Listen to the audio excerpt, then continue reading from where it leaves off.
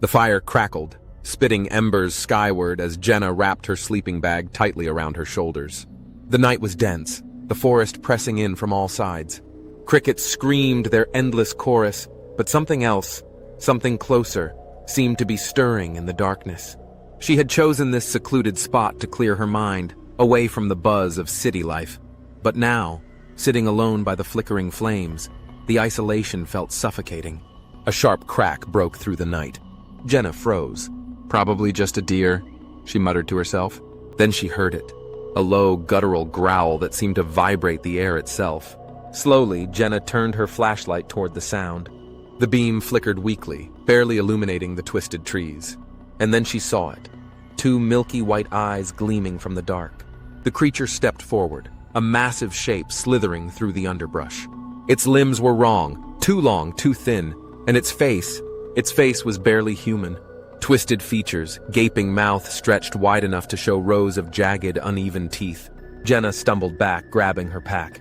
The thing lunged, covering impossible ground in a single motion. She dashed through the trees, branches slashing at her arms. Behind her, the creature's snarling breath grew closer. Suddenly, she saw the outline of her car, just 20 feet away. She sprinted, fumbling for her keys. Cold fingers scraped her ankle and Jenna shrieked. With a desperate kick, she broke free and dove into her car, slamming the door just as the thing's face slammed into the glass. Its teeth gnashed, leaving trails of saliva down the window. For hours she waited, too terrified to move, until dawn finally bled across the sky. The thing was gone, but deep scratches on her car and a patch of black, oily residue on her windshield told her it had been real. Jenna drove straight home, but her mind wouldn't rest. The thing's image haunted her thoughts. Those milky eyes, those jagged teeth. She spent hours researching local legends, digging deeper than she'd ever imagined. What she found was worse than she'd feared.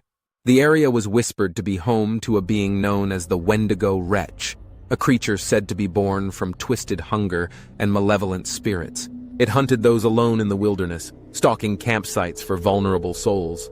Determined to learn more, Jenna returned with a group of friends weeks later. Armed with cameras, lights, and hunting gear, they camped in the same clearing. The first night was quiet, but on the second night, the growling returned, this time surrounding them from all sides. Branches snapped and shapes flickered beyond their fire's glow. The group fled to their vehicles, but not before one friend was dragged into the trees, his screams echoing through the woods. Days later, search parties found no trace of him. Only more scratches on trees, patches of oily residue, and that foul, musky stench hanging in the air. Jenna knew she'd been lucky that first night.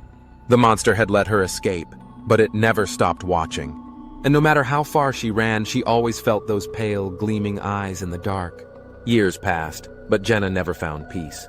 She kept moving from place to place, never staying too long in one location. But no matter where she went, she would catch glimpses of something. A flicker in her peripheral vision, a shadow lingering by her window. One night, while staying in a remote motel, she woke to find her bedroom window scratched with deep, jagged lines, the same markings she'd seen on her car all those years ago. By morning, Jenna was gone. Her room was empty, save for a smear of black, oily residue on the windowsill and the faint stench of rot lingering in the air.